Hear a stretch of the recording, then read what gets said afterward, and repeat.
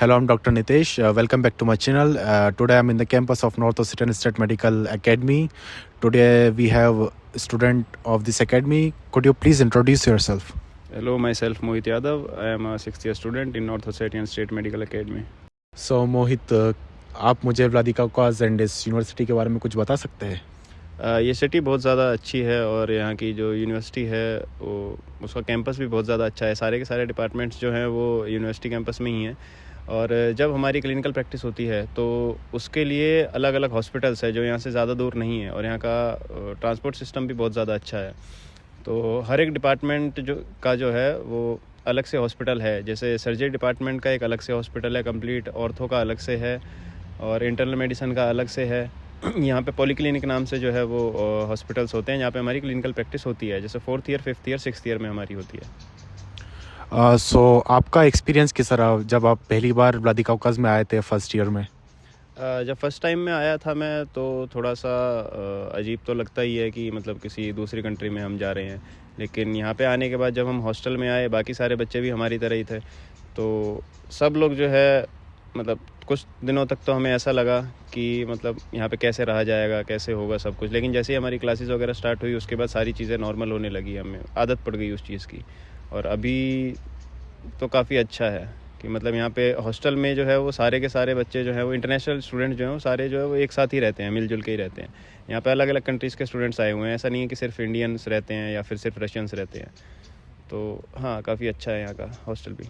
सो मोहित, आपने यहाँ पर किसी प्रकार की प्रॉब्लम फेस की हो, या तो फूड से रिलेटेड या लैंग्वेज बैरियर या फिर किसी भी अन्य प्रकार की, तो आप उसके बारे में कुछ मुझे बता सकते हैं?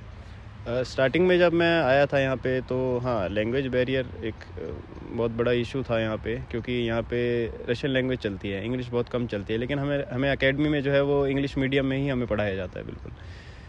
और रशियन लैंग्वेज की हमें जो है वो क्लासेस भी दी जाती हैं जो कि हमारी 1st 2nd 3rd ईयर तक चलती है, जिससे हम रशियन भी सीख गए हैं अभी।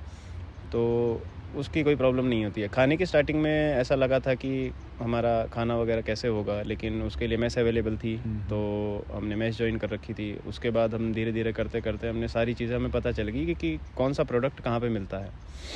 स्टूडेंट्स को एक क्वेश्चन और भी होता है कि क्या वो खुद से खाना बना सकते हैं? क्या प्रोडक्ट अवेलेबिलिटी जैसा आप बताए इतना इजीली अवेलेबल हो जाता है? हाँ, यहाँ पे अब फर्स्ट ईयर में ऐसा लगा था जब तक हमने खाना नहीं बनाया था मेस में, जब हम खाना खाते थे कि क्या चीज़ मिलती है, क्या चीज़ नहीं मिलती है, कहाँ से मिलती है। लेकिन वो धीरे धीरे करते करते हमें जो है शॉप्स वगैरह पे सारी चीज़ें मिलने लग गई। अब हमें पता है कौन सी शॉप पे क्या सामान मिलता है। आटा भी मिलता है, चावल भी मिलता है यहाँ पे, और जैसे पनीर लेना है हम पनीर भी खा सकते हैं। नॉन वेज वालों के लिए एग्स का ऑप्शन रहता है, चिकन का ऑप्शन रहता है, और खाना खुद हम बना सकते हैं। ऐसा कोई रूल नहीं है यहाँ पे कि मतलब खाना बच्चे जो है खुद से नहीं बना सकते हैं। तो हाँ, खाना वगैरह हम बना सकते हैं। एंड लोकल में आपको ऑन द स्ट्रीट या फिर कभी आप मार्केट गए हो, किसी भी तरह की आपको प्रॉब्लम हुई है या फिर जिसका आप सॉल्यूशन नहीं निकाल पाए, ऐसा कुछ हुआ है आपके साथ में? ऐसी कोई प्रॉब्लम नहीं है। यहाँ पे लोकल मार्केट ऐसी ही है जैसे हमारी इंडिया में होती है, जैसे सब्ज़ी मंडी होती है इंडिया में। तो उस टाइप की मार्केट है यहाँ पे, जहाँ पे आपको सारी चीज़ें मिल जाएगी। सब्जियाँ भी मिल जाएंगी वहाँ पे आपको, मसाले भी मिल जाएंगे वहाँ पे आपको, और दाल राजमा ये सारी चीज़ें मिल जाती हैं। तो हम वहाँ से लेके आ सकते हैं, हम तो वहीं से लेके आते हैं। तो अदर देन दैट, जो हमारा कैंपस है नॉर्थ ओसेटियन स्टेट मेडिकल एकेडमी का, वहाँ की लाइब्रेरी एंड वहाँ पर किस ऑथर की बुक्स अवेलेबल है? इंडियन ऑथर या फिर रशियन ऑथर? क्या वो बुक्स रशियन में है या फिर इंग्लिश में है? जैसा कि मैंने आपको पहले भी बताया है कि यहाँ पे ये एक इंटरनेशनल यूनिवर्सिटी है, तो यहाँ पे जो है इंटरनेशनल स्टूडेंट्स आते हैं, हर जगह से आते हैं यहाँ पे। ठीक है, तो हर एक कंट्री के ऑथर की बुक्स यहाँ पे अवेलेबल है।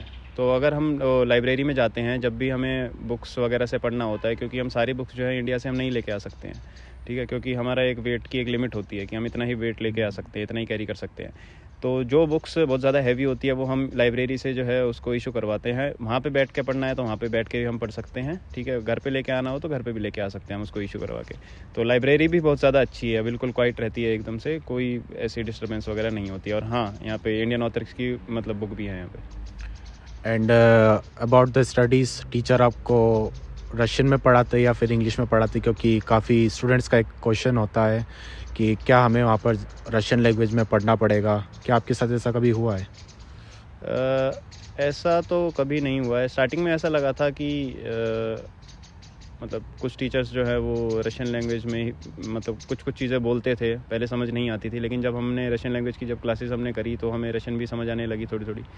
तो उसके बाद बाकी जो टीचर्स जो है वो रशियन लैंग्वेज को छोड़ के बाकी सारे टीचर जो है वो इंग्लिश में ही पढ़ाते हैं। रशियन लैंग्वेज टीचर भी बहुत ज़्यादा अच्छे हैं यहाँ पे, कि वो फैकल्टी हमें पहले रशियन में बोलेंगे, फिर वो इंग्लिश में समझाएंगे उस चीज़ को, जिससे हम, और वो कोशिश करते हैं कि हम ज़्यादा से ज़्यादा रशियन लैंग्वेज बोलें जिससे हम सीख पाएँ। बाकी सारे टीचर जो है वो हमें हाँ इंग्लिश में ही पढ़ाया जाता है। सो मोहित, मेरा आखिरी सवाल आपसे, आप नॉर्थ ओसेटियन स्टेट मेडिकल एकेडमी को क्यों प्रीफर करते हैं? ये सिटी बहुत ज़्यादा अच्छी है। और जब मैं आया था यहाँ पे मैंने बहुत ज़्यादा रिसर्च नहीं करी थी, तो मेरे पास 3-4 यूनिवर्सिटी के ऑप्शंस थे। मेरे को नहीं पता था कौन सी सिटी कैसी है, क्योंकि कोई भी जब इंडिया में होता है वो बाहर की कंट्री के बारे में कोई ज़्यादा कैसे बता सकता है। लेकिन मैंने रशिया जो है वो ऑप्शन इस वजह से मैंने सेलेक्ट किया क्योंकि ये कंट्री बहुत ज़्यादा सेफ़ है। जैसा कि आपको पता होगा पिछले 3 या 4 साल से जो ये रशिया यूक्रेन वॉर चल रही है, लेकिन फिर भी हम लोग सेफ़ हैं यहाँ पे, बिल्कुल बहुत सेफ़ फील करते हैं हम यहाँ पे। हमें किसी भी तरह की कोई भी प्रॉब्लम नहीं हुई है कभी भी। और ये सिटी बहुत ज़्यादा अच्छी है। अब मेरे को तो यहाँ पे रहते हुए 6 साल हो चुके हैं, तो सब कुछ बहुत अच्छा है और एकेडमी भी बहुत ज़्यादा अच्छी है। So thank you very much for your time. Thank you very much.